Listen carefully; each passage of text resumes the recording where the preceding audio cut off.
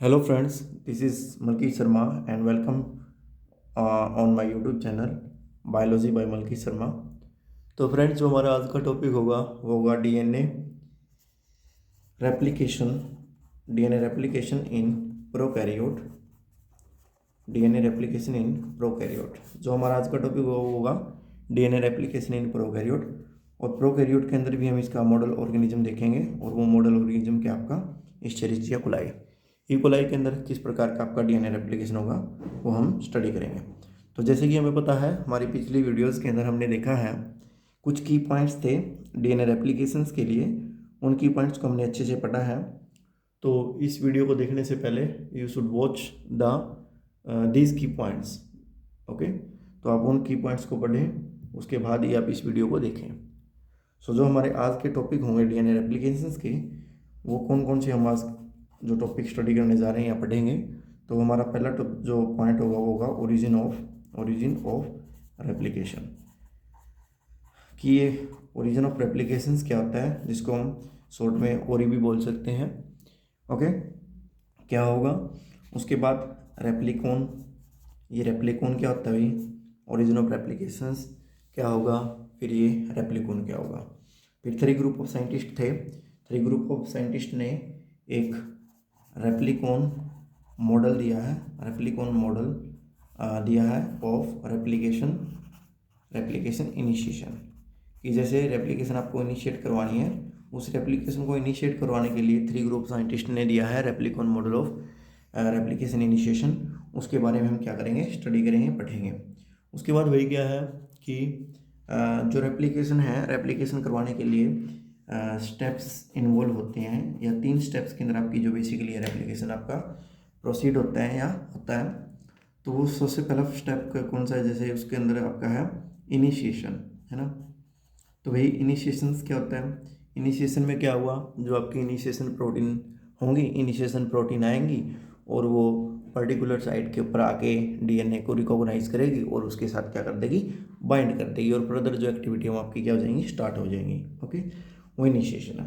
तो बेसिक हम ये देखेंगे कि इनिशिएशन के अंदर कुछ इनिशिएटर आपकी प्रोटीन इन्वॉल्व होती है। इसके अंदर क्या होंगे, कुछ प्रोटीन आपकी इन्वॉल्व होंगी, और वो प्रोटीन आपकी कौन कौन सी होंगी वो हम स्टडी करेंगे। जैसे कि एक होता है आपका डीएनए, जिसको हम इनिशिएटर प्रोटीन के नाम से जानते हैं।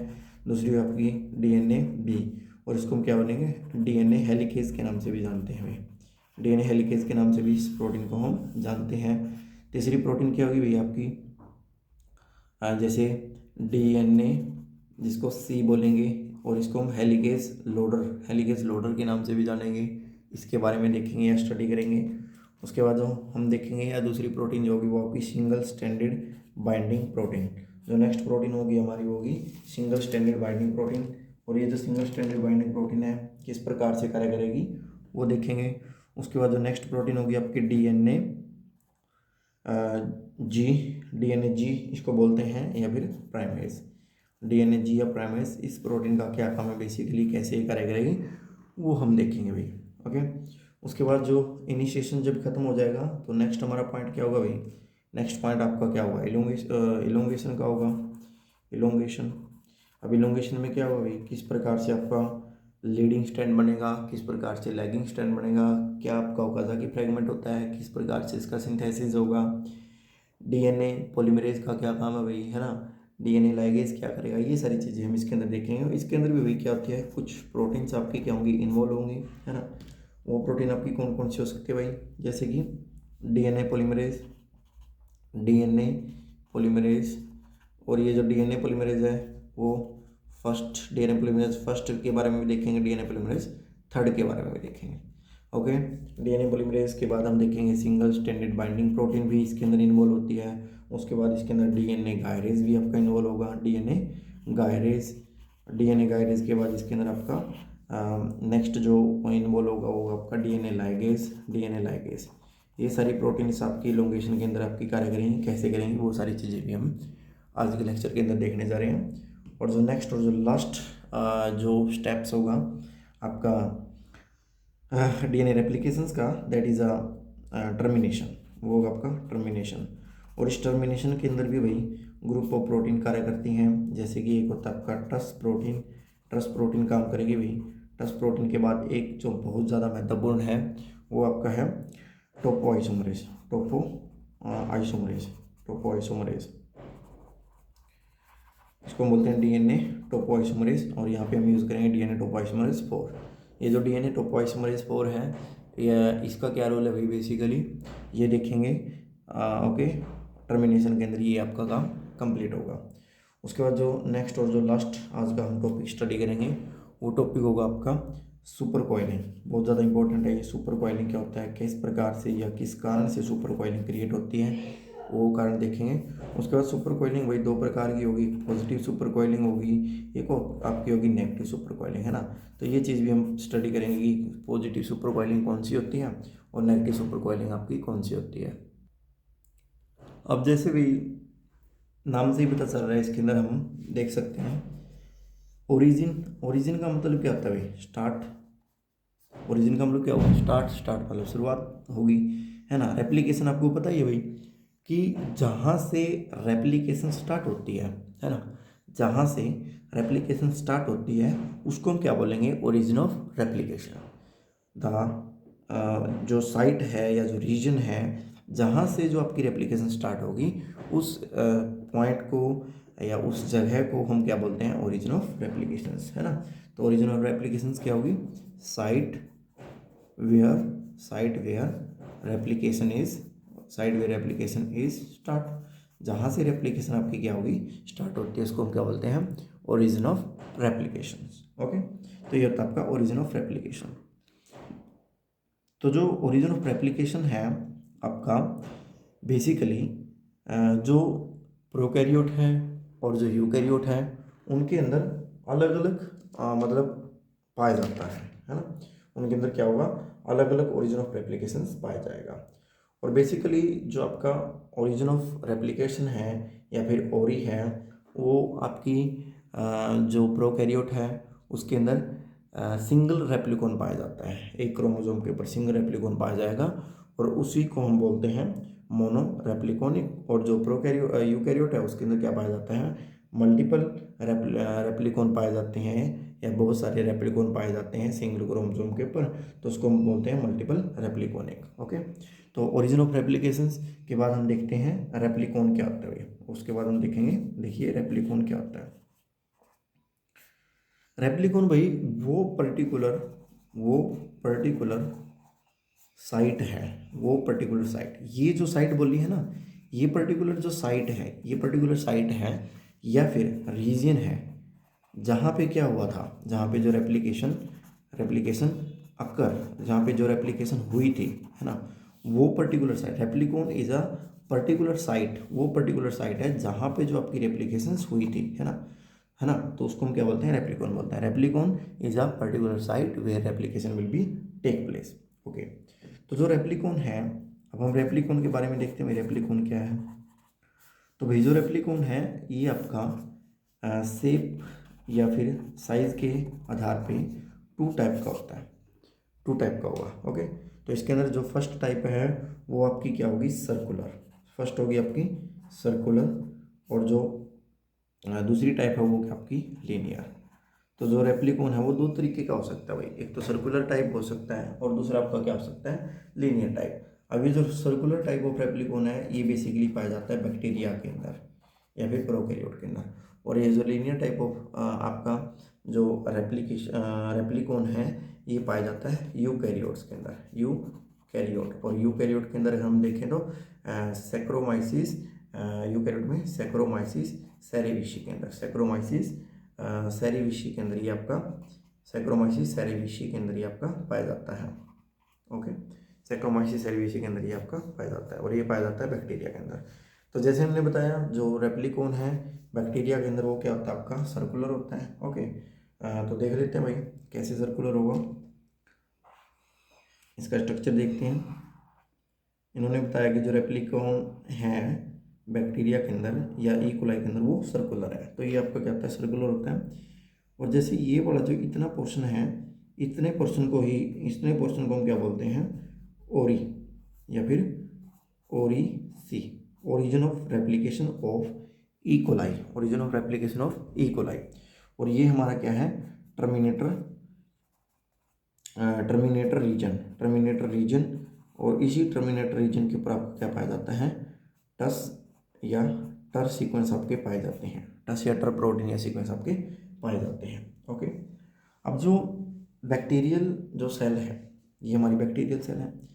जैसे कि हमें ये स्ट्रक्चर को देखने को मिल रहा है, स्ट्रक्चर में हम देख रहे हैं, इस स्ट्रक्चर के अंदर क्या है, बेसिकली जो ओरिजिन ऑफ रेप्लिकेशन है ना, जो ओरी है या ओरिजिन है, इसके अंदर केवल सिंगल ओरिजिन पाया गया है। देख रहे हो, केवल एक ही ओरिजिन, यहीं से आपका क्या होगा, रेप्लिकेशन स्टार्ट होगा। ध्यान से देखो भाई, यहीं से केवल आपका क्या होगा, रेप्लिकेशन स्टार्ट होगा, है ना। अब ये जो रेप्लिकेशन है, रेप्लिकेशन स्टार्ट हो रहा है, मान लीजिए यहाँ से मैंने रेप्लिकेशन करवा दिया, रेप्लिकेशन आपका इस डायरेक्शन में भी प्रोसीड करेगा भाई, है ना, और जो रेप्लिकेशन आपका क्या होगा, इस डायरेक्शन में भी प्रोसीड करेगा। ओके, समझ रहे हो। तो रेप्लिकेशंस अब हम देख रहे हैं बैक्टीरिया के अंदर।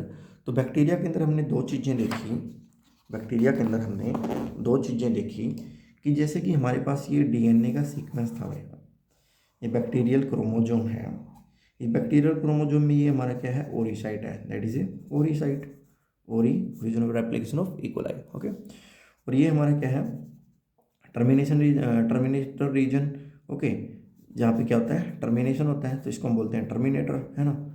तो अब यहाँ से जो समझने की बात ये है कि जो एक ही ओरिसाइट इसके अंदर पाई जाने के कारण इसके अंदर जो रेप्लिकेशन है वो इस डायरेक्शन में भी होती है, जिसको हम बोलते हैं, देखो ये वाली जो डायरेक्शन है क्लॉकवाइज, और आपकी क्या होगी, इस डायरेक्शन में भी हो रही है। ओके, तो दोनों डायरेक्शन के अंदर क्या हो रही है, आपकी रेप्लिकेशन हो रही है, दोनों डायरेक्शन के अंदर क्या हो रही है, आपकी रेप्लिकेशन हो रही है। और ये जो दोनों डायरेक्शन के अंदर आपकी रेप्लिकेशन हो रही है, ये किसके अंदर देखने को मिल रही है, ये हमें ई कोलाई के अंदर या प्रोकैरियोट के अंदर देखने को मिल रही है। तो एक नोट करने की बात देखिए भाई, क्या है, नोट करने की बात क्या है कि इन ई कोलाई या फिर प्रोकैरियोट ई कोलाई या प्रोकैरियोट के अंदर बाई डायरेक्शनल रेप्लिकेशन आपकी होती है, समझ रहे हो। जैसे कि हमने देखा, इस साइड में भी रेप्लिकेशन होगी, इस साइड में भी रेप्लिकेशन होगी, तो ई कोलाई या प्रोकैरियोट के अंदर आपकी बाई डायरेक्शनल रेप्लिकेशन होगी।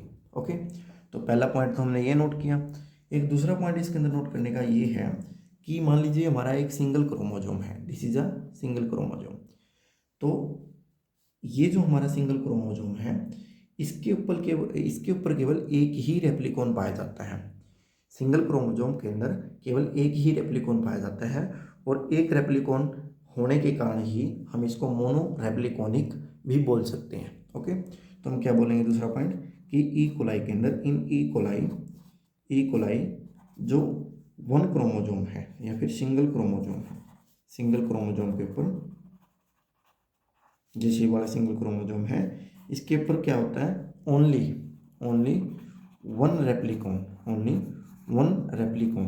वन रेप्लिकॉन मतलब जहाँ से रेप्लिकेशन स्टार्ट हो रही है ना, उसी को तो बोल रहे हैं, जहाँ पे रेप्लिकेशन हो रही है ना, इसके ऊपर केवल एक ही रेप्लिकॉन पाया जाता है।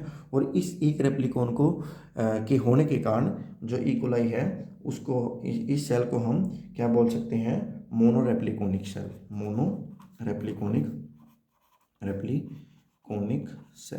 है ना। तो इसको हम क्या बोल सकते हैं भाई, मोनो रेप्लिकोनिक सेल। ओके, तो ये हमारा ई कोलाई के अंदर देखा हमने कि रेप्लिकॉन किस प्रकार से होता है। इसके अंदर सर्कुलर आपका जो बैक्टीरियल क्रोमोजोम है उसके बारे में देखा, बाई डायरेक्शनल रेप्लिकेशन होती है वो पढ़ लिया, और मोनो रेप्लिकोनिक के बारे में देख लिया। उसके बाद जैसे कि हमने बोला था कि जो आपका क्या बोलते हैं, जो रेप्लिकॉन है इसके अंदर क्या था, एक तो सर्कुलर, आपका ये सर्कुलर टाइप का था, और एक अब ये सर्कुलर टाइप का है, और ये आपका क्या है, दूसरा लीनियर टाइप का, दूसरा क्या है इसमें, लीनियर टाइप का। तो जो ये लीनियर टाइप का आपका रेप्लिकॉन है, ये किसके अंदर पाया जाता है, ये पाया जाता है आपका यूकैरियोट्स के अंदर। ये किसके अंदर पाया जाएगा, यूकैरियोट्स के अंदर। तो देखिए भाई, ये हम इसका स्ट्रक्चर देख लेते हैं। ये स्ट्रक्चर है आपका सैक्रोमाइसिस एरेबिसी का। ओके, इसके अंदर क्या होगा, ये आपका B2 एक डोमेन है। ओके, ये आपका क्या है, B1 डोमेन है, और इसके अंदर क्या होता है आपका A डोमेन। ओके, ये सारे इसके अंदर क्या पाए जाते हैं, डोमेन पाए जाते हैं, और ये अबाउट 100 बेस पेयर का आपका होगा, this is about 100 base pair. Okay, तो यहाँ से हमने देखने को मिल रहा है ये जो रेप्लिकॉन है यहाँ पे ये लिनियर स्ट्रक्चर आपको दिखाई दे रहा है, और यहाँ पे जो स्ट्रक्चर दिखाई दे रहा है आपको वो स्ट्रक्चर हमें दिखाई दे रहा है सर्कुलर। ओके, अब हमने ये देखा था कि इसके अंदर सर्कुलर के अंदर कि केवल एक ही आपकी ओरिजिन ऑफ रेप्लिकेशन मिलता है ना, सर्कुलर के अंदर भी ये देखा। लेकिन जो हमारा लीनियर रेप्लिकॉन है, जो हमारा क्या है लीनियर रेप्लिकॉन, इस लीनियर रेप्लिकॉन के अंदर क्या पाया जाता है मल्टीपल रेप्लिकेशन या मल्टीपल आपका ओरिजिन ऑफ रेप्लिकेशन पाया जाता है। ओके, इसके अंदर क्या हुआ प्रेजेंस ऑफ मल्टीपल ओरी site. Okay, origin of replication इसके अंदर जो ओरी साइट है वो इसके अंदर बहुत सारी पाई जाती है। ओके, दूसरा पॉइंट हमने इकोलाई के अंदर देखा कि सिंगल क्रोमोसोम के ऊपर केवल एक ही रेप्लिकॉन होगा, इसलिए इसको हम क्या बोलेंगे मोनो रेप्लिकोनिक सेल बोलते हैं। लेकिन इकोलाई के अंदर यूकैरियोट के अंदर ऐसा नहीं है, यूकैरियोट के अंदर ऐसा नहीं है। यूकैरियोट में क्या हुआ जो सिंगल क्रोमोसोम है, सिंगल क्रोमोसोम है भाई, सिंगल क्रोमोसोम के अंदर क्या हुआ उसके ऊपर पाए जाएंगे आपके मल्टीपल रेप्लिकॉन पाए जाते हैं सिंगल क्रोमोसोम के अंदर, और इसलिए हम इसको क्या बोलते हैं मल्टी रेप्लिकोनिक सेल। ओके, जहाँ पे या जिस सेल के अंदर बहुत सारे आपके रेप्लिकॉन पाए जाते हैं उसको हम बोलेंगे मल्टी रेप्लिकोनिक सेल। और ये जो रेप्लिकॉन है बेसिकली इनका साइज़ क्या होता है आपका स्मॉल साइज होगा, इनका क्या होगा स्मॉल साइज होगा, और इनका जो साइज होगा वो 40 से 100 किलो बेस पेयर तक का इनका साइज आपका हो सकता है। ओके, तो ये जो हमारा टॉपिक है ये कंप्लीट हुआ यहाँ पे। तो चलिए देखिए नेक्स्ट टॉपिक के बारे में देखते हैं, replicon model of replication initiation.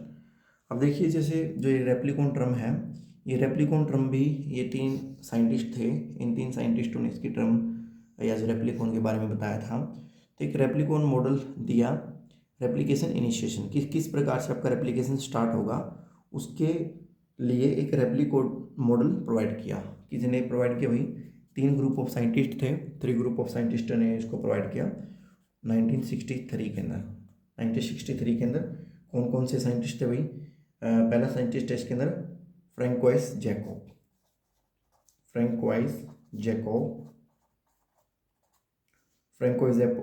दूसरे हैं भाई सिडनी ब्रेनर,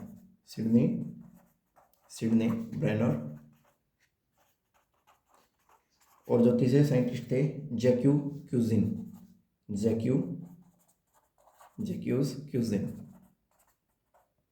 तो इन 3 साइंटिस्टों ने बेसिकली ये क्या दिया मॉडल दिया किसके अंदर रेप्लिकेशन इनिशिएशन का मॉडल दिया, किसके अंदर बैक्टीरिया के अंदर। क्या दिया इन्होंने मॉडल प्रोवाइड किया है ना, क्या मॉडल दिया model for initiation of replication किसके अंदर इन बैक्टीरिया। तो बैक्टीरिया के अंदर इन्होंने ये मॉडल प्रोवाइड किया। और जो फर्स्ट टाइम जो रेप्लिकॉन जो टर्म है वो फर्स्ट जो टाइम है इन्हीं तीनों साइंटिस्टों ने आपकी प्रोवाइड की। ओके, इन्हीं तीनों साइंटिस्टों ने प्रोवाइड की। ओके, चलिए तो चलिए देखते हैं इसके अंदर इस मॉडल के अंदर बेसिकली क्या क्या है, कैसे ये कार्य करता है। तो बेसिकली इन्होंने बैक्टीरिया के ऊपर कार्य किया। तो इन्होंने बताया कि ये जो मान लीजिए कोई बैक्टीरियल सेल, इसके ऊपर एक सीक्वेंस प्रेजेंट होता है, और इस सीक्वेंस को इन्होंने नाम दिया रेप्लिकेटर। Okay, replicator. फिर उन्होंने क्या किया, उन्होंने बताया कि इस रेप्लिकेटर के साथ आके एक इनिशिएटर, कोई भी इनिशिएटर आके, मान लीजिए ये कोई इनिशिएटर है, इस रेप्लिकेटर के साथ ये इनिशिएटर आके क्या कर देता है बाइंड कर देता है। ओके, तो किस प्रकार से मान लीजिए ये हमारा क्या है ये रेप्लिकेटर है, यहाँ पे इस रेप्लिकेटर के साथ आपका क्या हो गया यहाँ पे ये इनिशिएटर आके बाइंड होगा, और इनके बीच में क्या होगी फर्दर इंट्रैक्शंस होके यहाँ से क्या हो जाएगा आपके 2 जो सर्कुलर डीएनए हैं वो आपके बन जाएंगे। ओके, 2 सर्कुलर डीएनए यहाँ पे प्रिपेयर हो जाएंगे, ये आपके 2 सर्कुलर डीएनए उन्होंने यहाँ पे बताया कि इस प्रक्रिया इस प्रोसेस से 2 सर्कुलर डीएनए आपके बन जाते हैं, या फिर हम इसको बोलते हैं डॉटर डीएनए। तो बेसिकली इन्होंने ये 3 टर्म की खोज की कि रेप्लिकेटर क्या होता है, सॉरी रेप्लिकॉन क्या होगा, उसके बाद रेप्लिकेटर क्या है, और उसके बाद इनिशिएटर क्या है। ओके, इन 3 टर्म के बारे में ये बेसिकली इन्होंने बताया। ओके, तो जो ये मॉडल है, इस मॉडल के अंदर इन्होंने जो ये 3 ग्रुप ऑफ साइंटिस्ट हैं, इन्होंने क्या किया, इन्होंने बताया कि इस मॉडल के अंदर इन्होंने बताया कि 2 कंपोनेंट हैं, 2 कंपोनेंट्स हैं, 2 कंपोनेंट्स जो क्या करते हैं, कंट्रोल करते हैं। 2 components that control replication initiation, कि जो रेप्लिकेशन इनिशिएशन है, रेप्लिकेशन को इनिशिएट करने के लिए आपके जो 2 कंपोनेंट हैं वो आपके रोल प्ले करते हैं। और वो कंपोनेंट इन्होंने क्या बताया, एक तो आपका रेप्लिकेटर, एक तो उन्होंने बताया रेप्लिकेटर होता है भाई, एक इन्होंने क्या बताया, इनिशिएटर, जैसे कि हमने जो पीछे पढ़ा है ना, इनिशिएटर। एक रेप्लिकेटर बताया, एक क्या बताया इन्होंने, इनिशिएटर बताया। ओके, अब जो रेप्लिकेटर क्या है, रेप्लिकेटर, ये जो रेप्लिकेटर होता है वो 6 एक्टिंग डीएनए सीक्वेंस है, 6 एक्टिंग डीएनए सीक्वेंस है। It is a 6 acting DNA sequence. Okay, तो 6 एक्टिंग डीएनए सीक्वेंस है भाई, जो क्या करता है, यही सीक्वेंस क्या करता है, सुफिशिएंट है, यही सीक्वेंस क्या है, सुफिशिएंट है क्या करने के लिए, रेप्लिकेशंस को इनिशिएट करने के लिए। और यही इसी के अंदर क्या होता है, यही जो रेप्लिकेटर है, इसी के अंदर क्या होगा, अनवाइंडिंग ऑफ डीएनए की अनवाइंडिंग होगी। तो बस बेसिकली इन्होंने ये बताया कि एक रेप्लिकेटर होता है, ये सी सेक्टिंग सीक्वेंस है, यही आपका रेप्लिकेशन इनिशिएशन में मदद करता है, और ये इसके अंदर ये फर्दर आपका डीएनए की अनवाइंडिंग होगी जब भी कोई आपका इनिशिएटर प्रोटीन आपके क्या आ जाएगा, बाइंड कर देगा। अब ये इनिशिएटर क्या है, इनिशिएटर क्या क्या करता है, कोई पर्टिकुलर सीक्वेंस है ना, पर्टिकुलर सीक्वेंस, वो पर्टिकुलर सीक्वेंस जहाँ पे क्या होगा, आपका रेप्लिकेशंस क्या होगा, रेप्लिकेशन इनिशिएट होगा, उसको ये क्या करेगा, रिकॉग्नाइज करेगा, है ना। तो बस यही है, इनिशिएटर प्रोटीन क्या करेगा, पर्टिकुलर सीक्वेंस है, रेप्लिकेशन इनिशिएशन के अंदर उसको रिकॉग्नाइज करेगा और रेप्लिकेशन क्या कर देगा, स्टार्ट कर देगा। ओके, नोट करने की एक बात ये है कि जो ये आपके इनिशिएटर हैं, इनको, ये आपकी इनिशिएटर प्रोटीन होता है, ये होते हैं आपकी इनिशिएटर प्रोटीन। और इनके फंक्शंस के लिए इनको क्या चाहिए, एटीपी चाहिए। ओके, ये जो हम बात है आगे पढ़ेंगे कि जो इनिशिएटर प्रोटीन है वो अपने फंक्शंस को कैरिड आउट करने के लिए उनको किसकी ज़रूरत पड़ती है भाई, आपकी एटीपी की। भाई इनको क्या ज़रूरत पड़ेगी, किसकी ज़रूरत पड़ेगी, आपकी एटीपी की ज़रूरत पड़ेगी। ओके, तो उसके बाद अब हम स्टार्ट करते हैं हमारा क्या, रेप्लिकेशन, किसके अंदर, ई कोलाई के अंदर। ओके, चलिए, रेप्लिकेशन, डीएनए रेप्लिकेशन इन ई कोलाई के अंडर डीएनए रेप्लिकेशंस के बारे में हम बताते हैं। ओके, तो अब जैसे हमें पता है भाई, ओरिजिन ऑफ रेप्लिकेशन है, ओरिजिन ऑफ रेप्लिकेशंस के बारे में हमने स्टडी किया। ओके, तो ओरिजिन ऑफ जो रेप्लिकेशन है ई कोलाई के अंदर, उसको हम ओरिशी बोलते हैं, origin of replication of E coli, origin of replication in E coli. Okay, तो जैसे कि हमने पीछे स्ट्रक्चर भी स्टडी किया है या स्ट्रक्चर भी पढ़ा है, उस स्ट्रक्चर के अंदर क्या देखा था कि ये सर्कुलर डबल स्ट्रैंडेड आपका डीएनए था। यहाँ पे आपका उन्होंने बताया था, यहाँ पे क्या होता है आपका ओरी सी यहाँ पे आपका पाया जाता है, यहाँ पे आपका क्या पाया जाता है, ओरिशी। ओके, अब ये जो ओरिशी है क्या, बेसिकली ये जो ओरिशी है आपका सिस एक्टिंग सीक्वेंस है, ori C is a cis acting sequence. Okay, और ये जो ओरिशी है, इसके अंदर बेसिकली इसकी मेन प्रॉपर्टी क्या है, इसके अंदर पाया जाता है आपका 80 rich sequence, 80 rich sequence. 80 rich क्या है, एडेनिन और थाइमिन। ओके, अब एडेनिन और जो थाइमिन है इस सीक्वेंस के अंदर बहुत ज़्यादा मात्रा में पाए जाएंगे भाई। अब हमें पता है भाई एडेनिन और थाइमिन इनके अंदर क्या होता है, आपका डबल बॉन्ड होता है। ओके, इनके अंदर क्या होगा, डबल बॉन्ड होगा। और आपको पता है भाई जो गुआनिन है और जो साइटोसिन है इनके अंदर क्या होगा, ट्रिपल बॉन्ड होगा। ओके, तो जो एटी रिच सीक्वेंस बेसिकली ओरी सी के अंदर इसलिए पाया जाता है ताकि ये आपका क्या हो जाए, इजीली अनवाइंड हो जाए, अनवाइंड है ना। जब इसको हमने अलग अलग करना होगा या जब इसको हम अलग अलग करेंगे तो इसको अनवाइंड करने की या ये इजीली अनवाइंड हो जाए, इसलिए इस ओरिशी के अंदर आपका एटी रिच सीक्वेंस पाया जाता है। Okay, so it required less energy to separate out, है ना, कि अलग होने के लिए इनको कम एनर्जी की जरूरत पड़ेगी। ओके, रादर देन किससे भाई, रादर देन जीसी, है ना, जीसी सीक्वेंस, क्योंकि भाई यहाँ पे ट्रिपल बॉन्ड है और यहाँ पे डबल बॉन्ड है, डबल बॉन्ड को तोड़ना इजी हो जाता है rather than triple bond. Okay, तो इसलिए यहाँ पे आपका क्या पाया जाता है, एटी रिच सीक्वेंस पाया जाएगा rather than that GC rich sequence. Okay, अब ये जो हमारा सर्कुलर जो डीएनए था, ओके, इस सर्कुलर डीएनए को आगे हम थोड़ा इलाबोरेट वे में पढ़ते हैं। किसका ये आपको पता ही है भाई, ये हमारा क्या है, किसका है, इकोलाई का ही हम पढ़ रहे हैं। तो चलिए दोबारा से हम स्ट्रक्चर या डीएनए को स्ट्रक्चर को दोबारा से बनाने की कोशिश करते हैं। अब हमें पता ही भाई इसके अंदर क्या क्या चीज़ें हैं।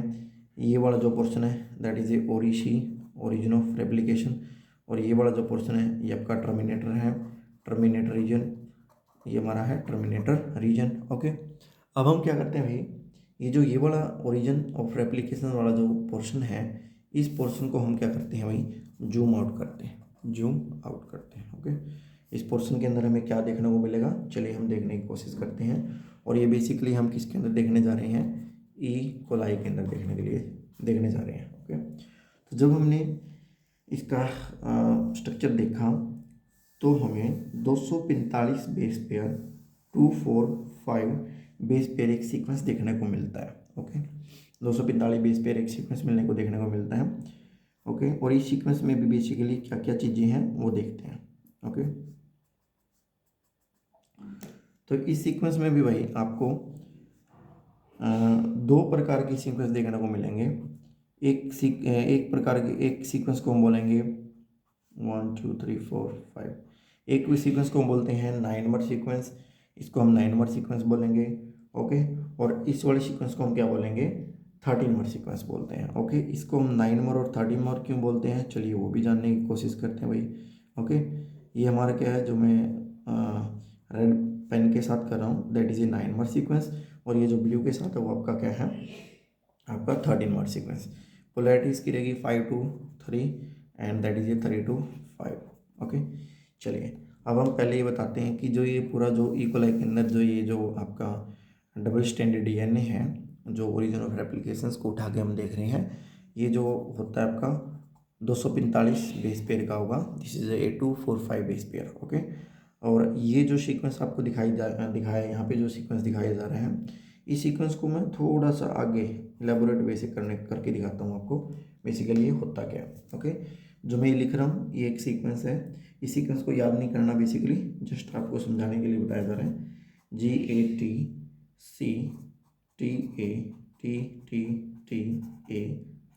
Triple T.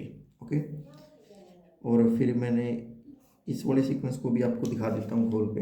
ये इस जो एक बेस पेयर है, एक बेस के अंदर कितने आपके मतलब ये जो क्या सीक्वेंस है इस बेस का, है ना, ये होगा आपका TTT ATCC ओके, तो इस सीक्वेंस को हम क्या बोलेंगे, इस सीक्वेंस को बोला जाता है 13 मर। ओके, 13 मतलब होता है 13, मर मतलब होता है यूनिट। ओके, 13 मर सीक्वेंस, समझ रहे हो क्यों भाई, क्योंकि इसके अंदर बस 13 ही यूनिट पाए जाते हैं, मतलब 13 यूनिट या 13 यूनिट इसके अंदर है। देखो 1 2 3 4 5 6 7 8 9 10 11 12 और एक और है आपका 13। ओके, तो ये आपके इसके अंदर 13 आपके सीक्वेंस देखने को मिल रहे हैं, इसलिए इसको बोलते हैं 13 मर सीक्वेंस। और ये वाला जो सीक्वेंस आपको दिखाई दे रहा है इसके अंदर कितने हैं भाई, देखिए 1 2 3 4 5 6 7 8 9 है ना। अब इसके अंदर 9 आपके न्यूक्लियोटाइड होने के कारण ही इसको इसको हम क्या बोलेंगे, 9 मर सीक्वेंस, समझ रहे हो। तो हम 2 सीक्वेंस देखने को मिल रहे हैं इस पूरे double standard DNA of E coli के अंदर। एक तो हमारा 13 मर सीक्वेंस, मर मीन यूनिट, जिसके अंदर 3 यूनिट है, और एक हमारा क्या है 9 मर सीक्वेंस, जिसके अंदर क्या आपकी मात्र 9 यूनिट है। ओके, अब दूसरी बात भाई, एक पॉइंट और देखने को आपको मिलेगा कि जो 13 मर सीक्वेंस है ये आपका क्या है, इसकी कितनी है, 3 कॉपी है ना, 3 कॉपी है भाई। और जो 9 मर सीक्वेंस है इसकी क्या है 1 2 3 4 5, इसकी क्या है आपकी 5 कॉपी है।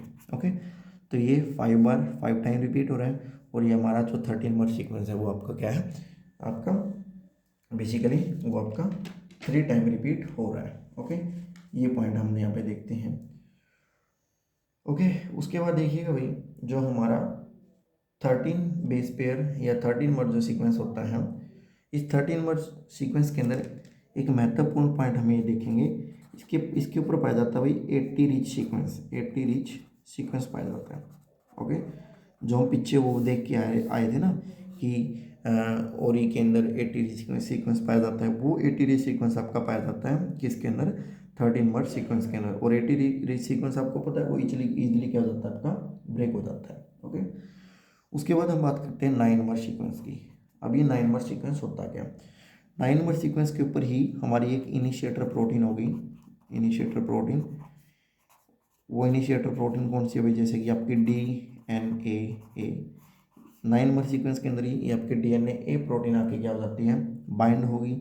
जैसे ये DNA ए 9 नंबर सीक्वेंस के साथ आगे बाइंड होगी तो ये क्या कर देती है, अनवाइंड कर देगी, unwind the DNA, double standard DNA को अनवाइंड करेगी। और ये किस तरीके से करेगी भी, वो करेगी 20 base pair, 20 base pair 20 base pair within 20 base pair within 13 मर सीक्वेंस। 13 मर सीक्वेंस के 20 बेस पेयर के अंदर लगभग 20 बेस पेयर तक वो क्या कर देगा, डीएनए को अनवाइंड कर देगा। ओके, तो ये 2 चीज़ें हमने देखी, एक हमारा 13 मर सीक्वेंस होता है भाई इसके अंदर, एक हमारा क्या होता है 9 मर सीक्वेंस होता है। ओके, उसके बाद एक बहुत ज़्यादा इंपॉर्टेंट जो पॉइंट है इसके अंदर, ई कोलाई के अंदर जो नोट करने का है, वो पॉइंट हम देखते हैं, उसको नोट करके देखते हैं भाई क्या होगा। वो देखिए, जो हमारी ई कोलाई है, ई कोलाई की जो ओरी साइट है, ओरी सी है, ओरी की सी के अंदर हमने 2 चीज़ें देख ली, एक 13 मर सीक्वेंस है, एक आपका क्या है 9 मर सीक्वेंस है। लेकिन इसके अंदर एक सीक्वेंस और होता है, वो सीक्वेंस आपका 5GATC3' रिपीट सीक्वेंस। ओके, और ये 11 टाइम रिपीट होता है भाई। तो 5GATC3' रिपीट सीक्वेंस, और ये 11 टाइम क्या होता है, रिपीट होता है। ओके, इस सीक्वेंस में बेसिकली होता क्या है, ये जो सीक्वेंस होगा आपका, जो 5GATC जो सीक्वेंस है, इस सीक्वेंस में बेसिकली होता क्या है, या कौन इसके अंदर क्या कार्य करेगा।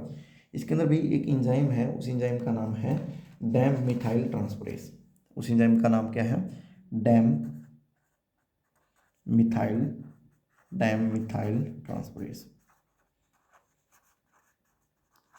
ये जो डैम मिथाइल ट्रांसफरेज क्या करता है भाई, ये क्या करेगा, ऐड करेगा दिस एंजाइम, ये क्या करेगा, ऐड करेगा किसको, ये क्या करेगा, ऐड करेगा मिथाइल, क्या करेगा, ऐड करेगा मिथाइल ग्रुप को on adenine, methyl group of adenine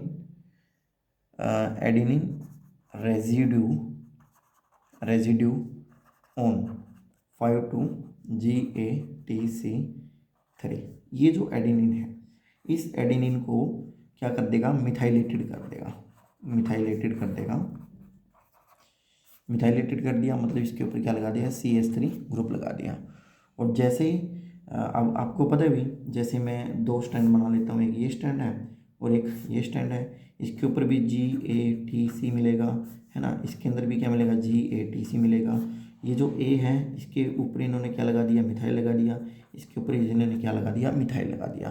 तो जो हमारा डैम मिथाइल ट्रांसफरेज एंजाइम है इसने क्या किया, जो दोनों स्टैंड है ना, जो हमारे क्या है दोनों स्टैंड है, दोनों स्टैंड के ऊपर एडेनिन ग्रुप के ऊपर क्या लगा दिया भाई, मिथाइल लगा दिया। एडेनिन ग्रुप के ऊपर उन्होंने क्या लगा दिया, मिथाइल लगा दिया। और इम्पोर्टेंट बात यही है कि जब दोनों एडेनिन रेजिड्यू के ऊपर मिथाइल ग्रुप आपका बाइंड हो जाता है तभी आपकी जो क्या होगी रेप्लिकेशन, वो क्या होगी, इनिशिएट होगी, रेप्लिकेशन बिकम इनिशिएट। ये आपका महत्वपूर्ण पॉइंट है कि जब दोनों रेजिड्यू के ऊपर आपका मिथाइल ग्रुप लगेगा तभी आपकी क्या होगी, रेप्लिकेशंस क्या होगी, इनिशिएट होगी। फर्स्ट पॉइंट ये है। अब दूसरा पॉइंट हम ये देखने जाएंगे कि मान लीजिए ये हमारा स्टैंड है GATC और दूसरा हमारा है ये भी GATC। ये इसकी अलग अलग पोलैरिटी हो सकती है, बस ये आपको मैं समझाने के लिए दिखा रहा हूँ। वैसे पोलैरिटी इनकी क्या होगी, अलग अलग होगी बिल्कुल। यहाँ पे क्या मान लीजिए ये मिथाइल ग्रुप है ना। अब ये समझाने की बात ये है कि अगर मिथाइल ग्रुप केवल एक स्टैंड के ऊपर लगे, ओके, इफ मिथाइल ग्रुप अगर आपका मात्र या केवल एक स्टैंड के ऊपर लगता है तो इसको हम क्या बोलते हैं, हेमी मिथाइलेटेड। इसको हम बोलेंगे हेमी मिथाइलेटेड। और यहाँ पे दोनों पे लग रहा है, इसको हम बोलेंगे फुल्ली मिथाइलेटेड, फुल्ली मिथाइलेटेड। अब हम बता रहे हैं कि जो रेप्लिकेशन इनिशिएट करवाना है तो आपको fully methylated double standard DNA चाहिए। लेकिन अगर आपका एक स्टैंड के ऊपर मिथाइल ग्रुप है तो उसको हम बोलेंगे हेमी मिथाइलेटेड। और इस स्टैंड को रिकॉग्नाइज कौन करेगा, स्टैंड को कौन करेगा, रिकॉग्नाइज। स्टैंड को रिकॉग्नाइज करेगी एक प्रोटीन और उस प्रोटीन का नाम है सीक्वेंस ए। ठीक है, सीक्वेंस ए। तो मान लीजिएगा ये हमारी सीक्वेंस ए प्रोटीन है। ओके, अब ये सीक्वेंस ए प्रोटीन है जाके जो हमारा अनमिथाइलेटेड है ना, जो हमारा क्या होगा, अनमिथाइलेटेड होगा सीक्वेंस, उस अनमिथाइलेटेड सीक्वेंस के साथ, या फिर हम बात करें यहाँ पे इस एडेनिन के साथ क्या हो जाएगी, बाइंड हो जाएगी। ओके, और इस एडेनिन के साथ बाइंड होके इसके क्या होते हैं, बेसिकली टू फंक्शन होंगे, टू फंक्शन। ओके, दो फंक्शंस कौन कौन से हैं वो देखते हैं भाई। पहला फंक्शन क्या है, फर्स्ट फंक्शन देखिए क्या है, पहला फंक्शन ये क्या है कि जो मिथाइलेशन रेट है ये क्या कर देती है, रिड्यूस कर देती है, reduce methylation rate, methylation rate of इस सीक्वेंस की GATC। तो जो ये सीक्वेंस है ना, ये वाला जो सीक्वेंस है, इस सीक्वेंस के ऊपर और फर्दर मिथाइल ग्रुप ऐड नहीं होने देती है ना। मिथाइलेशन क्या हो जाती है, एक तो इसे मिथाइलेशन रेट क्या हो जाएगी, रिड्यूस हो जाएगी, और इसके ऊपर आपके मिथाइलेटेड ग्रुप आपके अटैच नहीं होंगे आगे। ओके, दूसरा पॉइंट क्या भाई, दूसरा पॉइंट ये है कि जो DNA है, DNA जो प्रोटीन थी, DNA प्रोटीन को बाइंड नहीं होने देगी, उसको बाइंड होने से क्या करेगी, इनहिबिट करेगी। This is a sign of inhibition. और जैसे ही DNA प्रोटीन आपकी बाइंड नहीं होगी तो जो रेप्लिकेशन है, रेप्लिकेशन जो आपकी इनिशिएशन है, रेप्लिकेशन इनिशिएशन वो भी क्या होगा, नहीं होगा, है ना, वो भी क्या हो जाएगा, आपका इनहिबिट हो जाएगा। ओके, तो यहाँ से हमें दो पॉइंट समझने को मिले कि जो फुल्ली मिथाइलेटेड DNA है वो तो आपका चला जाता है किसके अंदर, इनिशिएशन के अंदर, लेकिन जो हेमी मिथाइलेटेड है वो जो अनमिथाइलेटेड जिसका एडेनिन रेजिड्यू है उसको पहचान लिया जाएगा किसके द्वारा, सीक्वेंस ए प्रोटीन के द्वारा।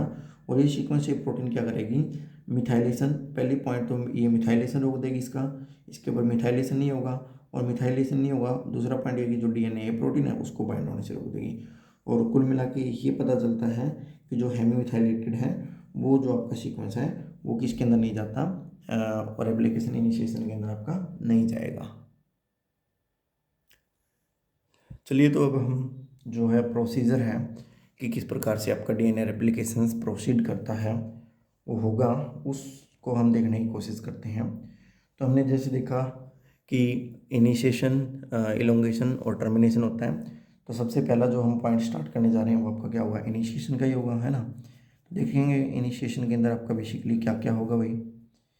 इनिशिएशन में देखिए क्या होगा, तो सबसे जो पहले है इनिशिएशन के अंदर हमारी इनिशिएटर प्रोटीन आके जो 9 नंबर सीक्वेंस है उस 9 नंबर सीक्वेंस के साथ आके क्या हो जाएगी, बाइंड हो जाएगी। ओके, तो जैसे कि हम यहाँ पे पीछे पढ़ के आ रहे हैं कि जो ई कोलाई है सर्कुलर था, उसको हम लीनियर में लेके चल रहे हैं। वैसे वो सर्कुलर है, वैसे तो वो सर्कुलर है, आपको लीनियर दिखाया जा रहा है, वैसे वो जो क्या हुआ सर्कुलर होगा, पूरा जो प्रोसेस है वो सर्कुलर में ही चलेगा।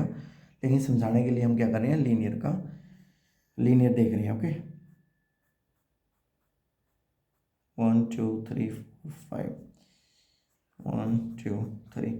तो जैसे हमें पता देखा भाई कि इसके अंदर क्या था भाई, जो हमारा इक्वलाई है 5 to 3, 3 to 5। तो जो इक्वलाई है इसके अंदर हमने देखे थे भाई 2 सीक्वेंस थे, है ना। ये हमारा क्या था, 9 नंबर सीक्वेंस, 9 नंबर सीक्वेंस था। और ये हमारा क्या भाई, ये हमारा क्या है, 13 नंबर सीक्वेंस है, that is a 13 number sequence है। ओके, तो सबसे पहले यहाँ पे हमारी एक प्रोटीन आती है, उस प्रोटीन को हम बोलते हैं, उस प्रोटीन का नाम है इनिशिएटर प्रोटीन। और वो इनिशिएटर प्रोटीन हमारी क्या होगी, डीएनए ए, डीएनए ए। ओके, और डीएनए ए प्रोटीन जो होगी उसको कार्य करने के लिए किसकी ज़रूरत पड़ेगी भाई, एटीपी की। किसकी ज़रूरत पड़ेगी, एटीपी। तो हम बोल सकते हैं भाई, तो जो डीएनए ए प्रोटीन है वो आपकी क्या होगी, एटीपी बाउंड प्रोटीन होगी, एटीपी बाउंड प्रोटीन होगी। तो देख लेते हैं डीएनए ए प्रोटीन बेसिकली क्या करती है। तो ये जो डीएनए ए प्रोटीन है इसके बारे में थोड़ा सा हम जान लेते हैं क्या क्या करेगी। तो डीएनए ए प्रोटीन सबसे पहले तो क्या करेगी, ये क्या करेगी, रिकॉग्नाइज करेगी और अटैच हो जाएगी, रिकॉग्नाइज करेगी और क्या करेगी, रिकॉग्नाइज करके वो क्या हो जाती है, अटैच हो जाएगी किसके साथ, ओरी सी के साथ, ओरी सी के 9 नंबर के साथ, है ना। 9 नंबर के साथ वो क्या होगी, आके बाइंड होगी। ओके, बाइंड होगी। तो बेसिकली जो हमारी जो डीएनए ए प्रोटीन है इसके 2 डोमेन होते हैं। ओके, इसके क्या होंगे, 2 डोमेन होंगे। एक डोमेन तो इसका बाइंड कर जाएगा 9 नंबर सीक्वेंस के साथ, ओके, जो एटीपी डिपेंडेंट होगा। और दूसरा जो आपका डोमेन होगा आपका किसका, डीएनए ए प्रोटीन का, वो आपका किसके साथ बाइंड कर जाएगा, 13 नंबर सीक्वेंस के साथ। Okay, one will be bind with 9 number sequence and out of them one will be bind with 13 number sequence. Okay, whenever one domain of the DNA A protein bind with the 13 number sequence, then it lead to the separation of the DNA, double stranded DNA। तो यहाँ से क्या हुआ, आपका double standard DNA separate होना शुरू कर देगा और up to 20 base pair within 13 number sequence जो है आपका जो डीएनए है वो क्या हो जाता है, आपका सेपरेट हो जाता है। ओके, तो चलिए फर्स्ट स्टेप हमारा इनिशिएटर प्रोटीन डीएनए ए किस प्रकार से बाइंड होता है, चलिए देख लेते हैं। So let us see that, वही 1 2 3 4 5 इसको ब्लैक से ही कर देते हैं। ओके, सपोज भाई ये हमारी बाइंड होगी, इसको हम इस तरीके से दिखा देते हैं। मान लीजिए इसको हम डिनोट कर देते हैं कैपिटल ए से। तो ये हमारी क्या है, सारी की सारी डीएनए ए प्रोटीन, समझ रहे हो। तो डीएनए ए प्रोटीन वन डोमेन बाइंड हो गया किसके साथ, 9 नंबर सीक्वेंस के साथ। और जो 13 नंबर सीक्वेंस वाला है वो हम नहीं दिखाएंगे यहाँ पे। ओके, तो यहाँ पे इसके बाइंड हो गया और ये हमारा क्या है, 13 नंबर है। ओके, ये हमारा क्या है, 13 नंबर सीक्वेंस है। तो ये हमें बताया है कि जो ये बाइंड हुआ है डीएनए ए प्रोटीन का वो एटीपी डिपेंडेंट है, जिसके अंदर एडीपी और पीआई फॉस्फेट ग्रुप कन्वर्ट होता है किसके अंदर, एटीपी, और ये एटीपी डिपेंडेंट है। ओके, चलिए फर्स्ट पॉइंट क्लियर हुआ। अब हमने बताया ये लिटल थोड़ा सा 20 base pair within 13 number sequence के अंदर वो क्या करता है, डीएनए को हल्का सा अनवाइंड कर देता है। ओके, चलिए किस प्रकार से अनवाइंड करता है वो देख लेते हैं। ओके, तो देखिएगा ये आपका विद इन 13 नंबर सीक्वेंसेस ने लिटल थोड़ा सा ये इसने डीएनए को क्या कर दिया, आपका अनवाइंड कर दिया। ओके, और यहाँ पे वही आप मान लीजिएगा वही सीक्वेंस आपके जुड़े हुए हैं। ओके, ये हमारे डीएनए ए प्रोटीन अब तक बाउंड है। ओके, तो आपका फर्स्ट स्टेप तो ये आपको दिखाया जा रहा है। वही यहाँ पे आपका जो सीक्वेंस है 9 नंबर सीक्वेंस है, इसके साथ ये 9 नंबर सीक्वेंस है भाई, है ना। और ये हमारा क्या है, 13 नंबर सीक्वेंस है। हमने बताया था 13 नंबर सीक्वेंस में 20 बेस पेयर तक उसको वो क्या कर देता है, ओपन कर देते हैं। ओके, तो ये हमारा क्या है, फर्स्ट स्टेप है। उसके बाद हमारा जो स्टेप है सेकंड स्टेप, उसके अंदर क्या होता है भाई, दो प्रोटीन आपकी आती है।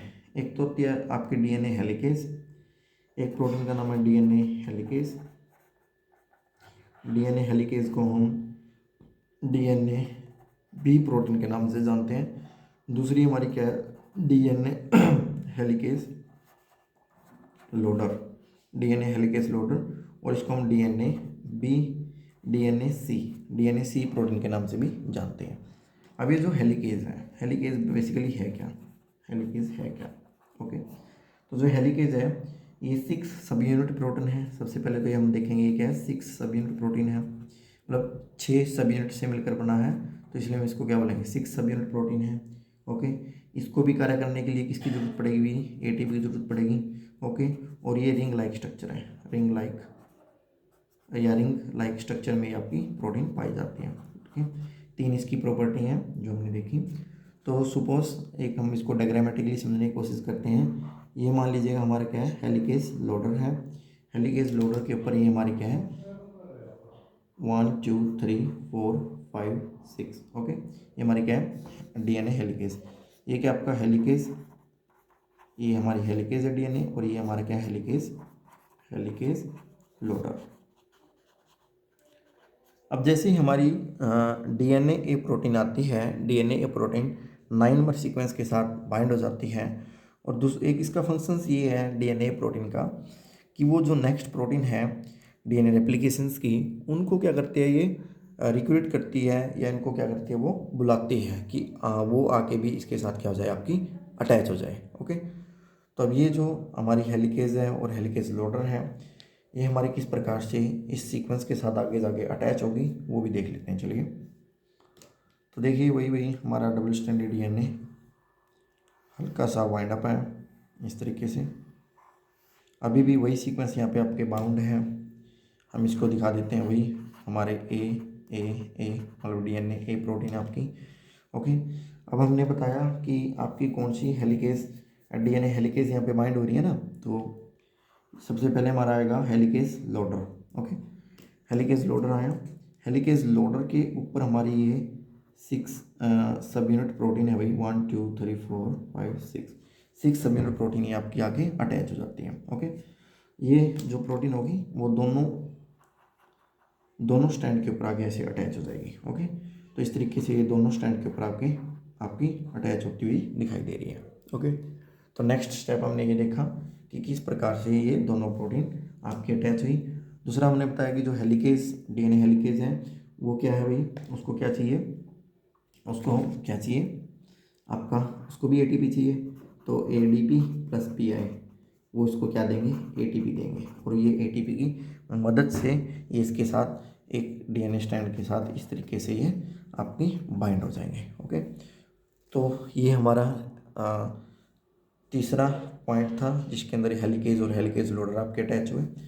उसके बाद जो नेक्स्ट जो हम देखेंगे, अब ये जो 2 स्टैंड है, देखिए 1 स्टैंड ये वाला स्टैंड है, ये वाला स्टैंड है। ओके, इनके अंदर बेसिकली भाई कोई ना कोई सीक्वेंस तो मिलेगा, कोई ना कोई सीक्वेंस तो इनके अंदर मिलेगा। मान लीजिए इसके अंदर ए है, इसके अंदर टी है, इसके अंदर क्या है आपका सी है, इसके अपोजिट में क्या मिलेगा, टी मिलेगा, इसके अपोजिट में ए मिलेगा, और इसके अपोजिट में जी मिलेगा। अब ये जो सीक्वेंस है भाई साहब, ये क्या होंगे आपके, अलग अलग तो हो गए, बट ऐसा तो नहीं है ये दोबारा बाइंड अप ना हो जाए, है ना, दोबारा से इनकी री एनलिंग ना हो जाए। तो इस री एनलिंग को रोकने के लिए ही हम एक नेक्स्ट प्रोटीन का यूज़ करेंगे।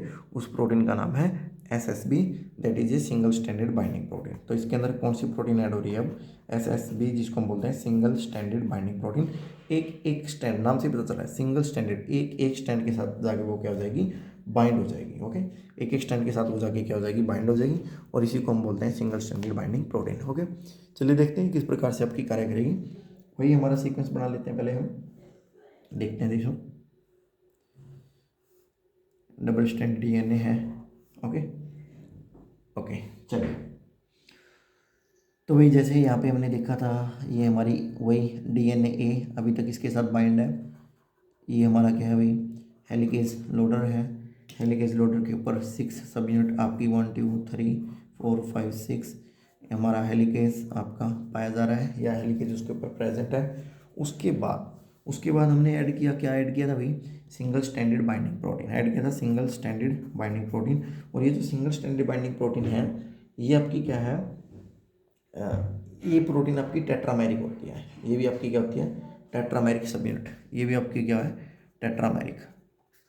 ओके, ये भी आपकी टेट्रामेरिक है, 4 सब यूनिट से मिलकर बना होता है। ओके, तो टेट्रामेरिक है तो हम इसको इस तरीके से दिखा सकते हैं 1 2 एंड 3 एंड 4।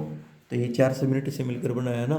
तो ये जो 4 सब यूनिट है ये क्या होंगी, आके यहाँ पे दोनों स्टैंड के ऊपर अटैच हो जाएगी। ओके, दिखा देते हैं कैसे अटैच हुई, 1 2 3 4। ओके, इस तरीके से हमारा क्या है, ये बाइंड हो रहा है कौन, सिंगल स्टैंडर्ड बाइंडिंग प्रोटीन। ये हमारी क्या है, single standard binding protein. Okay, तो सिंगल स्टैंडर्ड बाइंडिंग प्रोटीन, इनका फंक्शंस थोड़ा सा हम क्या करते हैं, इसके फंक्शंस को थोड़ा सा हम देखते हैं जूम आउट करके, जूम आउट किस प्रकार से जो प्रोटीन आपकी कार्य करती हैं। Okay, let's zoom out that structure. तो जो सिंगल स्टैंडर्ड बाइंडिंग प्रोटीन है वो उसका कार्य ये हमने यहाँ पे देखने जा रहे हैं। तो मान लीजिएगा ये हमारा कोई डबल स्टैंडर्ड डीएनए है बाइंड फॉर्म में। यहाँ पे क्या है, ए, यहाँ पे क्या है, टी, यहाँ पे क्या है, जी। यहाँ पे भी क्या है, मान लीजिए इसके अपोजिट में टी, इसके अपोजिट में ए, इसके अपोजिट में सी। ओके, अब ये जो स्टैंड है ए और टी, टी और ए, जी और सी आपस में क्या ना हो जाए, दोबारा से री एनलिंग, क्या ना हो जाए, री एनलिंग ना हो जाए।